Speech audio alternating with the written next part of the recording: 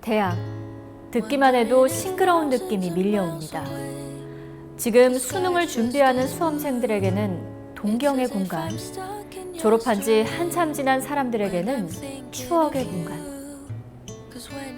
어딘지 모르게 들뜨고 또 두근거리던 그 시절의 나.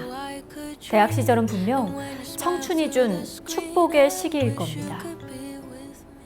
그래서일까요?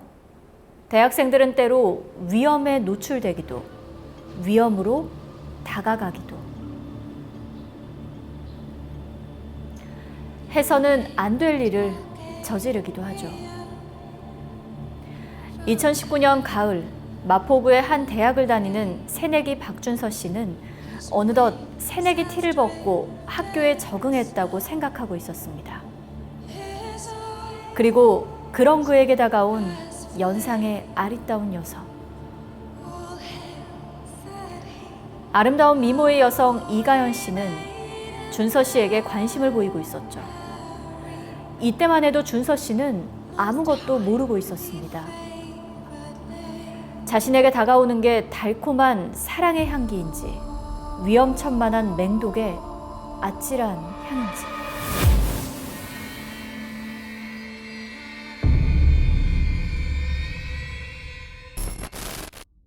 안녕하세요.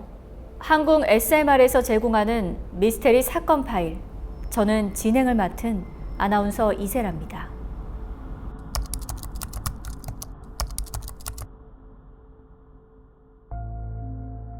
오늘 여러분께 소개할 사건을 설명하기 위해 마포구에 위치한 한 명문대로 가보도록 하죠.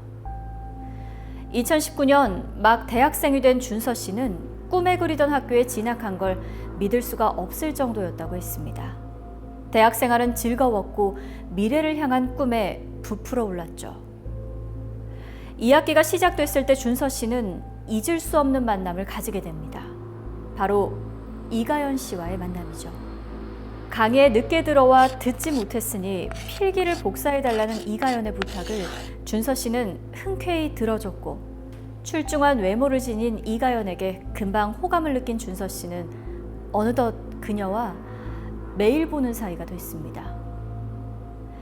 이가연은 집안이 가난해 대학 진학을 포기하고 일을 하다 뒤늦게 공부를 해서 늦게 입학한 교육학부 학생이었습니다.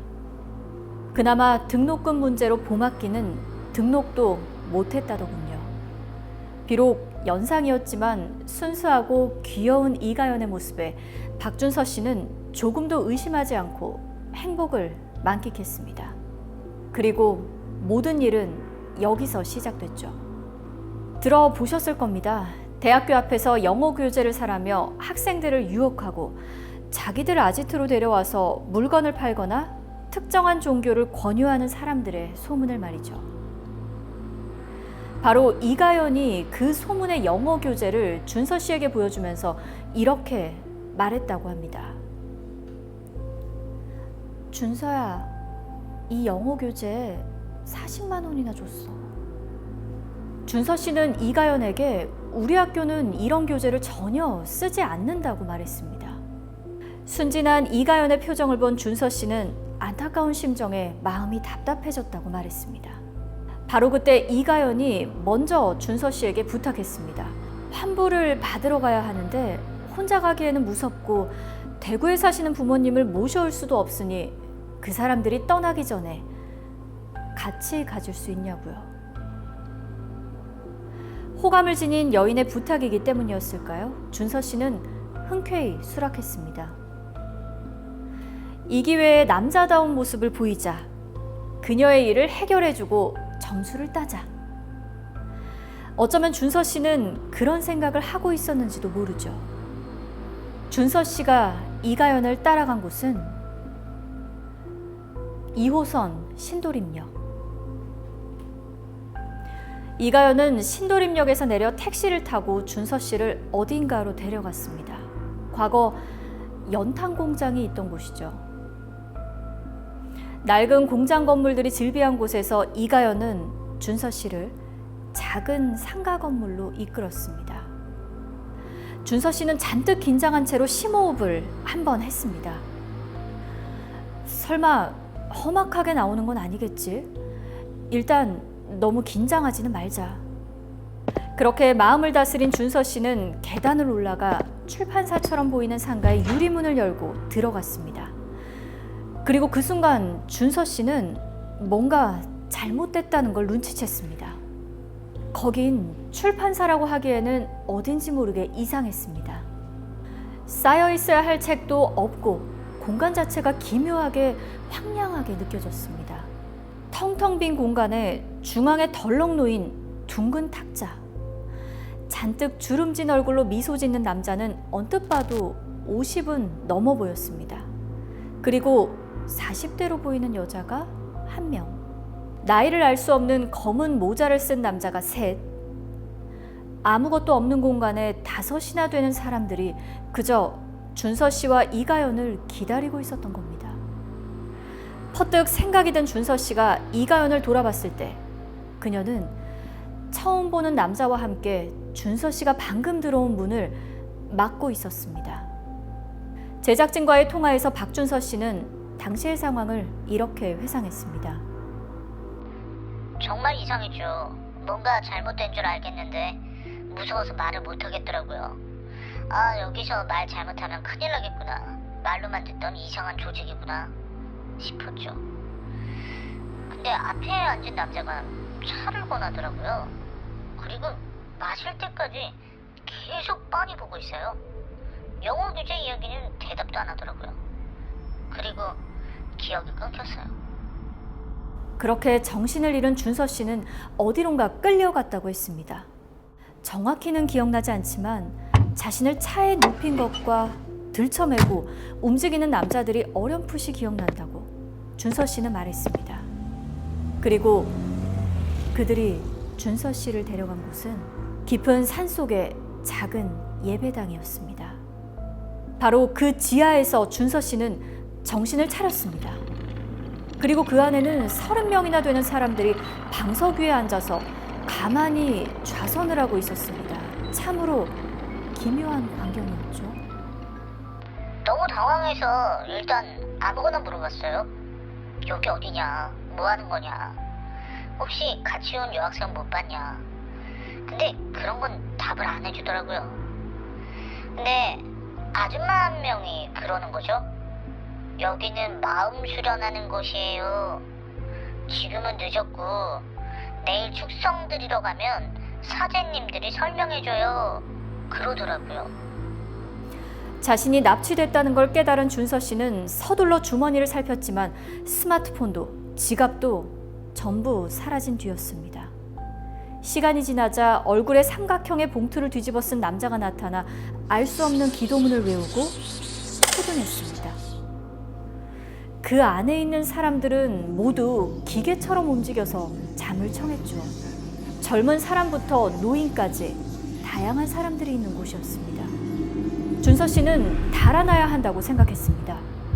남들처럼 자리에 누운 준서 씨는 어둠에 익숙해지도록 눈을 뜨고 천천히 몸을 일으켰습니다. 나가는 문에는 감시하는 인원이 있었습니다. 준서 씨는 화장실의 작은 창을 통해 나가기로 결정했습니다. 친구들이랑 놀 때 화장실 창문으로 빠져나가는 장난 많이 해봤으니까 될 거라고 생각했죠. 근데 쇠창살을 해놨더라고요. 쇠창살을 보는 순간 좌절한 준서 씨는 다시 정신을 차려 쇠창살의 나사를 풀기 시작했습니다. 손가락으로는 도저히 안 돼서 손톱을 끼워 돌렸죠. 엄지손톱이 깨져서 피가 흐르는데도 준서 씨는 멈추지 않았습니다. 그때 준서 씨는 누군가의 눈동자를 봅니다. 소스라치게 놀라는 준서 씨에게 그 사람은 손가락을 입에 가져가 조용히 하라는 제스처를 취했습니다. 아마 근처 주민이거나 거기서 일하는 사람이었던 것 같았어요. 젊은 여자였는데 밖에서 쇠창살을 2번 흔드니까 탁 하고 떨어지더라고요. 여성의 도움으로 밖으로 나간 준서 씨는 자신이 숲속에 있는 교회 같은 건물에 갇혀 있다는 걸 알았습니다. 그리고 준서 씨를 도와준 사람은 어디로 갔는지 사라져 있었습니다. 더는 생각할 여유가 없었죠. 들키지 않게 숨을 죽여 조심조심 움직였습니다. 와, 너무너무 무서웠던 게 주변에 썩는 냄새, 피 냄새가 엄청났어요. 가는 내내 고라니, 멧돼지 같은 들짐승 시체가 보이고 사람 시체 같은 것도 보이더라고요. 와, 이거 걸리면 죽는 거구나. 막 숨이 턱턱 막히는데 진짜 죽을 것 같더라고요. 뒤에서 누군가가 나타날지도 모른다는 공포. 자꾸만 누가 막으러 올지도 모른다는 생각에 준서 씨는 내딛는 발걸음이 그 어느 때보다 무거웠습니다. 어느 정도 내려왔을까? 저 멀리서 여성의 처절한 비명도 들려왔습니다. 귀신의 귀곡성인지 사람의 울부짖음인지 분간할 수가 없었죠. 그렇게 2시간이나 걸어서 준서 씨는 민가에 닿을 수 있었습니다.